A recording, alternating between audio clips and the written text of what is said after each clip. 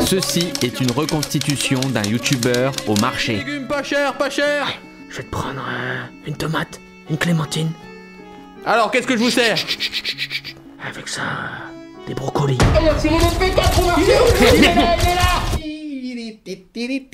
Bien le bonsoir messieurs dames, j'espère que vous allez bien. On va rigoler un petit peu ce soir. J'ai du dossier, mais vraiment de l'extrême. Ça fait un moment que je voulais faire cette vidéo, mais honnêtement j'avais peur de passer un peu pour un connard. Ah bah oui, je le dis. Je pense que vous en avez vu pas mal, des vidéos de youtubeurs qui racontent les pires rencontres d'abonnés, tout ça, et c'est vraiment cool. Alors je décide de replanter le couteau dans la plaie et de parler d'anciennes anecdotes vraiment extrêmes. Laissez-moi vous raconter un peu mes histoires. Bienvenue dans les nouvelles Story MP4. Ok les gars, la pire anecdote, celle-là c'est la pire, mais la pire semaine de ma vie je pense. Et vraiment j'en ai plein des anecdotes, vraiment. L'anecdote de l'hôpital. La semaine commencerait mal, je suis un peu mal en point, j'ai mal au ventre. Dans un élan de courage, je me décide d'aller seul aux urgences. Donc je suis dans ma voiture, je vais aux urgences, je suis vraiment un petit peu comme dans les films hollywoodiens, tu vois. I can do it, motherfucker, I'm going to the urgence. Bref, j'arrive aux urgences et tout, je me gare un petit peu à l'arrache, je rentre dedans. Je sais que potentiellement il y a plein de gens qui peuvent me reconnaître. Alors dans ces moments-là, j'essaye vraiment d'être discret. J'ai vraiment pas envie qu'un mec vienne me voir. Hey, on peut prendre une photo? Donc moi je suis sur la défensive et tout, je suis là comme ça, je suis pas bien. Bref, on passe des examens et là bim, je dois me faire opérer de l'appendicite. Je dois passer sur le billard et en plus de ça, je suis très en retard, ça glisse sur une péritonite. Et devinez quoi, on est juste après Noël. Yes. Très content. Je passe sur le billard et là c'est l'angoisse totale. C'est le pire truc qui peut t'arriver. Jusque là tout se passe bien, je me cache dans les couloirs et tout, je ferme ma gueule, tu vois, je me fais tout petit, je suis pas bien, je dois me faire opérer, tu sais. Je m'installe sur le billard. Les chirurgiens m'entourent. Ils commencent à me mettre le masque à gaz pour m'endormir. Ils sortent vraiment les petits bistouris, se mettent tous au-dessus de moi et là je me crois vraiment dans une série américaine en mode wow, c'est quand même impressionnant. C'est la première fois que ça m'arrive. Et là, la pire des choses, messieurs dames. Eh mais c'est un youtubeur lui c'est un youtubeur. Et là c'est vraiment l'angoisse totale. Le gaz commence à s'infiltrer dans mon corps. Je ressens petit à petit le sommeil. Mes paupières sont lourdes. Je commence à perdre la vision. Et je les vois commencer à faire des blagues sur les youtubeurs. L'angoisse. Et là je me dis waouh, attends, il commence à enlever mon pantalon et tout. Et je m'endors. C'est un cauchemar. Je suis perdu. Je suis en train de me faire ouvrir le bide par des gens qui font des blagues sur mes vidéos. Ils sont même pas concentrés, ça se trouve, je sais pas, ça peut dégénérer, j'ai peur. Je me réveille, tout doucement, j'ai mal au ventre. Et la première chose à laquelle je pense, c'est à ce qui vient de se passer, putain. Je me réveille dans une salle vide. Il y a personne. Ça ressemble à une chambre mortuaire. Le bruit des machines résonne derrière moi. Je suis hanté par ces pensées quand soudain, je reprends un petit peu mes esprits. Une femme rentre dans la salle. Je suis presque à poil et elle me dit: bah alors? C'est vous le youtubeur là? Ah ouais quoi? Ah c'est un cauchemar. Alors comment vous gagnez de l'argent vous sur vos vidéos là hein? L'angoisse est totale, je ne sais pas ce qui m'arrive, ok? J'ai une cicatrice là, mon bide a été ouvert, j'ai mal partout, j'ai l'impression d'être sur le plateau d'Ardisson, mon corps est souillé. Il m'emmène dans ma chambre, je m'installe, je suis épuisé, il est 4h du matin, je m'endors. Le lendemain je me réveille et là c'est une nouvelle vraiment là pour le coup qui m'a vraiment pas fait rire parce que jusqu'à là j'étais un peu en mode bon c'est marrant, ça fera de bonnes anecdotes, mais là...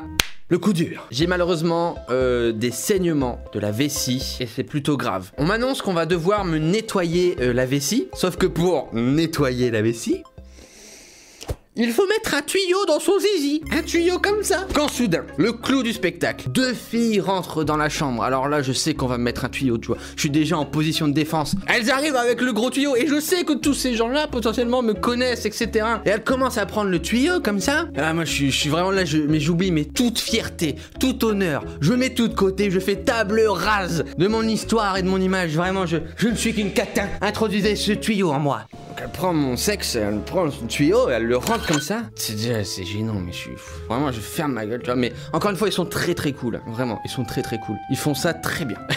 C'est un peu bizarre. Mais en plus, c'est des gens jeunes et tout. Je me dis putain, mais tellement sûr qu'ils ont déjà vu des vidéos de moi. Ou pire, ils me mettent un tuyau dans le zizi et après, ils vont aller voir mon vidéo en mode ouais, j'ai mis un tuyau dans son zizi. Bref, elle commence à mettre le tuyau et là, échec total. Il y a vraiment une rupture. Mon sexe éjecte le tuyau comme ça et elle perd le contrôle. Il y a de l'eau sur moi. Moi je demande, là je fais une pause, C'est du délire. Au final, après tant de mal, elle remet le tuyau. By the way, c'était horrible, c'est la pire expérience de ma vie. Voilà, j'ai un tuyau dans le zizi désormais, le nettoyage se fait, ça dure des jours, c'est très long et Ça, c'était une pire anecdote d'abonnés. Alors attention, hein, encore une fois, j'appuie vraiment sur les pires, mais ces derniers temps, justement, avec toutes ces vidéos, avec tout le fait que les youtubeurs parlent un petit peu plus ouvertement de tout ça, je trouve qu'il y a eu vraiment un changement et de plus en plus, je rencontre des gens où on partage vraiment du plaisir. Avant, c'était vraiment de la, entre guillemets, hein, de la mission où tu devais juste, hop, prendre une photo. Et je trouve que ces derniers temps, il y a plus d'échanges, les gens rebondissent un peu sur les vidéos, c'est plus humain en fait. Et rencontrer un abonné qui te dit merci ou qui t'échange un sourire ou qui te dit un avis sur une vidéo ou quoi, c'est toujours cool, ça fait grave du bien. Mais quand t'as un abonné qui il arrive dans ta vie privée, paf, tout s'arrête, tu dois prendre une photo, c'est pas du tout agréable et ça le sera jamais, hein. Là par exemple ces derniers temps, à la gare, dans le métro, je vois des mecs, des fois c'est au loin, tu sais, ils te reconnaissent, ah, il faut un petit sourire, un petit clin d'œil, moi je leur fais un clin d'œil, ou il y en a, ah putain, j'ai vu ta vidéo hier, elle était cool, c'était marrant, ou là, ah, j'ai aimé ça, en ce moment c'est cool, même parfois, dire, ah, dernièrement j'ai pas trop aimé celle-là et tout, mais j'espère que t'en feras d'autres plus comme ça. Des échanges quoi, échanger tous ensemble, communiquer, socialiser. Anecdote suivante. Mon némésis. Eh super connard! Eh super connard! Eh super connard! Eh mon abonné! C'est quoi ça? Je vous jure, il y a encore des gens, bon voilà, là, je peux comprendre, qui ont du mal avec mon pseudo. Mon pseudo, c'est Cyril MP4. Mon ancien pseudo, c'était Super Connard. Il y a des gens qui vraiment sont attachés de ouf à Super Connard, ils sont vraiment en mode, non, non, ton pseudo, c'est Super Connard. Moi, comme je l'ai dit dans des vidéos, moi, ça me gêne totalement. Je suis plus du tout raccord avec ça. Donc, quand t'es dans la rue et que t'as des mecs derrière qui gueulent, eh, Super Connard! Et du coup, moi, je suis là, genre, oh, putain, non, le lourd. Déjà, attends, ça fait quand même un moment que je m'appelle plus comme ça. Donc, le gars, ça fait quand même un moment qu'il regarde plus. C'est sûr, c'est pas un bon abonné entre guillemets, il y a différents types d'abonnés. Il y a les lourds, il y a les gens qui font vraiment du bien, il y a des gens qui sont trop gentils et il y a les vrais connards. Mais quand il y a un abonné comme ça qui gueule, eh, super connard, je sais, il est catégorisé, je suis comme ça. Ça ne peut finir qu'en malaise. Il y a pas d'autre solution. Il y a pas de bonne fin à cette histoire. La dernière fois, on était dans le métro et c'est des trucs que je comprends pas, tu vois, le mec est à portée. Donc il est à côté, il fait eh, super connard. Eh, vas-y, c'est super connard, c'est super connard. Faut pas gueuler, ça casse tout. C'est une gueule dessus, moi je suis là, alors, ah, putain mon oreille. En plus, bah il le dit plein de fois, tu vois, pour bien abuser sur le truc, comme ça me fait bien plaisir. Et moi je suis là et vraiment je l'ignore totalement. Je reste de marbre. Et là du coup il y a un gros malaise qui s'installe parce que le gars il se dit attends, soit là je viens de me prendre un putain de vent, ou soit ça se trouve c'est pas lui en fait, c'est pas super connard. Et du coup il y a un grand silence et tu vois que tous les gens autour ils comprennent pas ce qui se passe, surtout les vieux. Les vieux sont comme ça, ils me regardent, ils regardent lui, ils me regardent moi. Il regarde lui, et lui, il regarde par terre après. Et moi, bah, je regarde par terre aussi. Et on vit tous un moment vraiment horrible. Et d'un côté, qu'est-ce que tu veux que je fasse? S'il m'appelle, eh, super connard, est-ce que moi je dois faire, eh, abonné, super connard, abonné? Je suis pas déficient mentalement.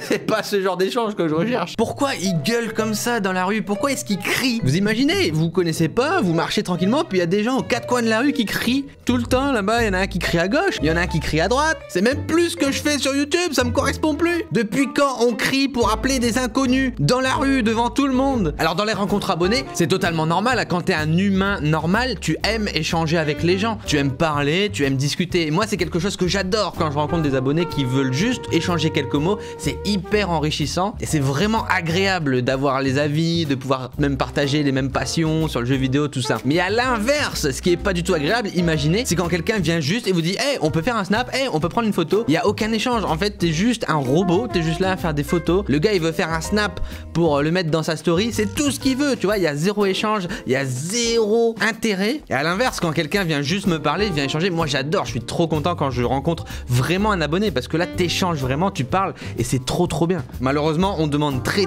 souvent des photos quand même. Quand il y a quelqu'un qui s'approche de moi et qui dit simplement Cyril, déjà dans mon esprit ça fait quelque chose d'autre, je me dis ah lui c'est quelqu'un qui a suivi le délire, c'est quelqu'un qui est au courant, donc je sais que déjà potentiellement c'est mieux, tu vois. Un mec qui va me dire ah super connard, on prend une photo, je vous jure dans mon cerveau ça fait... Je pense qu'échanger c'est quand même plus enrichissant que de prendre des photos comme ça discrètement dans la rue, de passer pour un bouffon et crier oh, super connard, ouais, super. Juste viens me voir, me dire hey, j'aime bien ça ou j'aime pas ou voilà. Mais dans le train, tu sens que déjà il y a une distance, il va attendre que le train s'arrête, on descend, il me dit ah au fait je suis un abonné, je t'ai reconnu, j'ai kiffé tes vidéos, moi je lui parle, je dis ah cool, t'as regardé ça, on peut parler un petit peu, faire quelques échanges, si j'ai pas le temps, bah je trace, si lui il a pas le temps il trace, c'est pas grave. Juste un petit échange humain, c'est toujours cool quoi, plutôt que de demander un snap qui sert à rien, tu vois, je veux dire si tu veux ma gueule, tu vas sur YouTube, tu la verras. Je pense qu'échanger c'est quand même plus enrichissant. Troisième anecdote, le parent méchant. Je vous jure les parents, mais c'est 9 fois sur 10 hein. très agréable. Alors les parents, c'est normal, ils aiment leurs enfants, ils sont prêts à tout pour leur faire plaisir, pour montrer qu'ils pèsent, tu vois. Et s'il y a une chose qu'il ne faut jamais faire, c'est dire non à un parent. La dernière fois, je fais une vidéo où je dis aux gens, rendez-vous à la braderie de Lille, je vais vous vendre mes objets, on va faire une collecte pour en faire un don à la LPA. Vous avez peut-être vu la vidéo. Donc vraiment, je poste une vidéo sur ma chaîne pour donner rendez-vous aux gens. Pas de tweet, rien, juste ça, pour que tous les gens qui captent qu'il y a un rendez-vous entendent ce que je dis dès le début de la vidéo. Et ce que je dis dès le début de la vidéo, c'est surtout, attention, c'est une collecte de fonds, c'est pour faire des dons. Ce n'est pas un stand de dédicace, on ne prendra pas de photos, je ne ferai pas d'autographe. On est là pour bosser, pour récolter de l'argent. La braderie arrive, il y a un monde, mais vraiment fou. On est en mode, vas-y, on va le faire quand même, on est là. Les abonnés, ils sont hyper chauds, on tape des barres. À la fin, on a tout vendu, on n'a plus rien, on doit absolument fermer boutique. Donc là, du coup, j'arrête, je pars. Et là, dans le pire moment, dans le dernier retranchement, les parents, ils arrivent, ils se mettent devant et ils commencent, stratégie numéro 1, les lamentations. Ils vont se plaindre et t'inventer, mais des histoires, je vous jure, j'ai entendu des trucs incroyables. Alors il y en a qui vont te dire qu'ils sont venus de Suisse spécialement pour toi, maintenant là tout de suite pour prendre une photo. C'est-à-dire qu'ils ils se sont dit, vas-y ce matin, on va à Lille, on prend une photo avec Cyril et on revient à la maison. Je vous jure, droit dans les yeux, ils vous disent, non, mais moi je viens de Suisse, je suis venu pour prendre une photo, mon fils veut une photo, donc on prend une photo maintenant. Moi je suis venu, monsieur. Tu te fous de ma gueule ou quoi, tu crois vraiment, je vais te croire. Il y en a qui vont même parfois sur mes réseaux, j'en avais eu un sur Facebook la dernière fois, qui m'accuse carrément de voler l'argent, d'être qu'un connard, égocentrique. Tu sais, il te défonce, il te donne des trucs mais qui a aucun rapport. C'est du délire, c'est vraiment la méchanceté pure parce que tu l'as vexé, parce que devant son gamin, tu lui as dit non. À lui, l'être suprême, l'être ultime, celui que l'enfant doit respecter. Et ensuite, moi c'est un truc où là, généralement c'est assez tranchant, c'est que parfois ils envoient les enfants au bûcher. Ils disent rien, ils restent, ils disent vas-y. Comme ça, le gamin il arrive, et puis c'est un abonné, il est tout gentil, tout timide et tout. Toi t'es là genre, oh le petit abonné, bonjour Cyril, je peux faire un petit autographe. Et tu vois sa mère derrière qui est comme ça là. Il ne pourra jamais dire non à mon enfant. Regardez sa mignonnerie. Qui pourrait dire non à cet enfant? Et moi du coup je fais, désolé mon petit, pas aujourd'hui. Du coup le petit enfant il s'en va, il va voir sa mère, fait bah maman je comprends pas, pourquoi tu m'as dit que... Et là la mère elle, ça monte tu vois que tu l'as détruite. Tu lui as mis un 1-0 dans la face. C'est un vrai duel qui se passe. Les meilleurs des meilleurs, c'est ceux qui ne te connaissent pas. Moi je vous connais pas, je vous connais pas du tout, mais attendez, on va s'asseoir à votre table, on va venir avec toute votre famille, on va prendre des photos, tout ça. De toute façon c'est votre métier, donc j'imagine que ça vous dérange pas de mêler vie privée et vie publique. Allez venez les enfants, venez. Il y a des parents aussi qui viennent discrètement avant et qui demandent si c'est correct de demander une photo, des choses comme ça, et parfois bah oui, parfois non, ça dépend des situations, c'est normal. Mais il y en a vraiment qui sont pas du tout gênés, ils viennent, c'est ton métier, ah ouais c'est ça, allez ta gueule souris, c'est pour mon gosse. Les paparazzi. Moi, un truc qui me fait flipper, c'est les paparazzi. Vous voyez, par exemple, les stars, bah, elles sont tout le temps suivies un peu par des paparazzi dans leur vie privée avec leurs copines, leurs enfants. Je trouve ça vraiment horrible. Mais les stars, qui sont assez cachées du grand public, c'est d'ailleurs pour ça qu'il y a des paparazzi. Le problème, c'est que moi, par exemple, je suis vraiment normal et j'ai pas du tout l'intention de m'éloigner. Je veux être dans la société normale, faire mes courses, aller en concert, tout ça. Sauf que du coup, t'es exposé à mort parce que t'es dans des lieux publics. Et si les gens n'ont pas, entre guillemets, l'éducation nécessaire pour laisser un petit peu de distance entre la vie privée et la vie publique et se dire, eh, c'est vrai que ce mec-là, je le connais, mais peut-être qu'il a une vie privée. Donc il y en a, ils se disent, bah, pour pas prendre de risques, pour pas lui demander, pour être sûr, je vais me déplacer comme ça avec mon téléphone autour de lui pendant qu'il vit sa vie privée, pour avoir un souvenir de lui. Et combien de fois ça m'est arrivé, ou dans la rue, parfois tu marches, tu vois un flash comme ça au loin, tu vois, au soir, tu fais what, c'est quoi ce délire? Mais quel est votre problème? Si je suis tout seul, s'il se passe rien de spécial, viens me voir, dis-moi que t'es abonné, tranquille, si j'ai le temps on peut parler, si j'ai pas le temps je te dis salut, mais voilà. Quand vous vivez votre vie privée, vous vivez un truc, et vous voyez qu'au loin on vous filme et tout, c'est horrible. Vous êtes vraiment des putes, ceux qui font ça. Ouais, c'était violent. Ah, et le dernier c'est pour le plaisir, les déconnexions. Alors ça c'est drôle, ça fait un peu bizarre. Parfois t'es au restaurant, t'es là, tu t'installes à ta table, il y a des gens qui mangent en face de toi et... Du coup ils sont deux maintenant à être comme ça. La déconnexion cérébrale des abonnés. Donc c'est vraiment son cerveau qui explose, qui se dit attends, d'habitude lui je le vois sur un écran, là je le vois en vrai. Qu'est-ce qui se passe? Ce mec existe vraiment? Du coup souvent qu'est-ce qu'on me demande? C'est genre, mais Cyril, qu'est-ce que tu fais là? Je suis humain, je suis un citoyen qui, comme toi, fait ses courses ou comme toi, marche dans la rue. Je ne vole pas, non, pas encore, bientôt c'est en cours. Bientôt la téléportation aussi, ouais.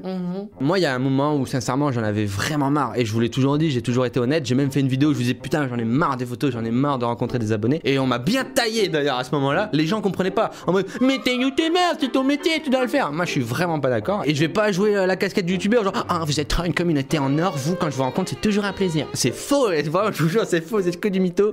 Ceux qui disent ça là vraiment À l'inverse, grâce à toutes ces vidéos et le fait de pouvoir en parler librement avec vous, je pense que ça vous permet aussi peut-être de réaliser. Nous, ça nous permet aussi parfois de se remettre à la place et de voir vos avis. Mais ces derniers temps, vraiment, les gens que j'ai rencontrés dans la rue, vraiment, ça m'a fait du bien. Vraiment. Je les ai rencontrés et j'ai senti que même si je me suis fait lyncher, même s'il y a des gens qui m'ont insulté, qui m'ont vraiment en commentaire, hein, encore une fois, en vrai, il se passe jamais rien. Et bien là, à chaque fois que j'ai rencontré des gens, ça m'a fait plaisir. En tout cas, merci beaucoup à tous ceux qui ont compris ce message, tous ceux que j'ai rencontrés, vraiment ça fait plaisir. Voilà, c'était mes petites anecdotes. J'espère que ça vous aura plu. Vous pouvez laisser un petit pouce bleu et un petit commentaire. On se retrouve pour une prochaine vidéo. À bientôt.